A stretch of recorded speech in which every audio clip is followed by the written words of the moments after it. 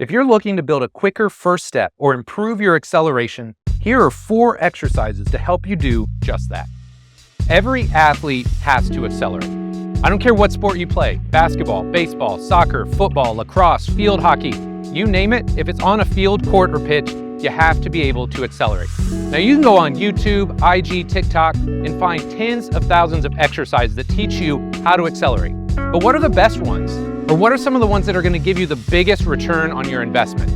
I've worked with everything from little kids to high-level professional athletes. And today I want to share with you 4 of my favorite acceleration activities to help you get faster. Now, before we dive in, really quickly, I want to share with you 3 really important cues that I think are going to help give you context and make you run faster right now today.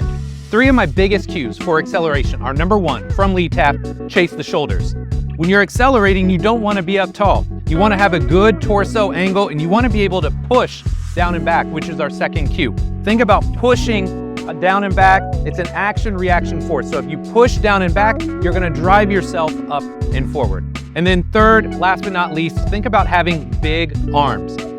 See people with really short, choppy arms, they're probably in top-end mechanics. Whereas if we're accelerating, we want a longer ground contact time, and we want that big arm action that's going to help get our legs moving, help break our momentum, and get us moving in the right direction. Now, if you're enjoying this video so far, take 2 seconds out of your day, like it, and subscribe to the channel so you know each and every week when a new video drops. Now, let's get on the turf and let's get faster. So the first tool I use to teach people how to accelerate more effectively is a Prowler. Now, I realize it may seem a little crude or a little rudimentary, but I feel like it's a great foundational tool because it allows people to chase their shoulders. It takes the arm out of the equation, so it's a little bit simpler.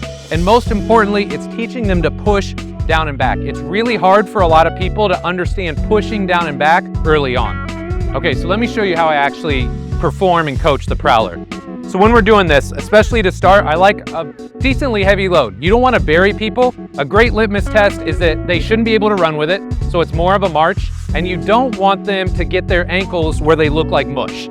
Okay, so if you got, say, a little kid and you're burying them with this exercise, you're not getting what you want to out of it. So what you're gonna do, arms are long, you're gonna find that nice angled torso position, and then you're just driving. Push, push, push. You're just giving them context so they know what this accelerative posture should feel like. So I'll generally start with a heavier weight, we'll do some marching, and then I'll reduce the load, go a little bit faster so they can start to feel it at pace. They can start to feel what it should feel like when they're running a little bit faster. So my second activity for teaching acceleration is sled drags. And the great thing about resisted sled drags, again, you want to find the right weight, but if you do this appropriately, you're going to get all 3 cues now. You're going to be chasing the shoulders, you're going to be pushing, and you're going to start to incorporate that arm action. So when you do this, you got to have a nice size belt, cinch it up.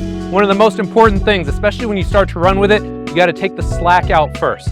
Okay, so take the slack out, load that front leg, and then we're just saying push, push, push, push, push. Find a weight that you can do for 10 to 12 reps, and then take a little bit of weight off and start to run with it so you can feel how it should feel when you're moving faster.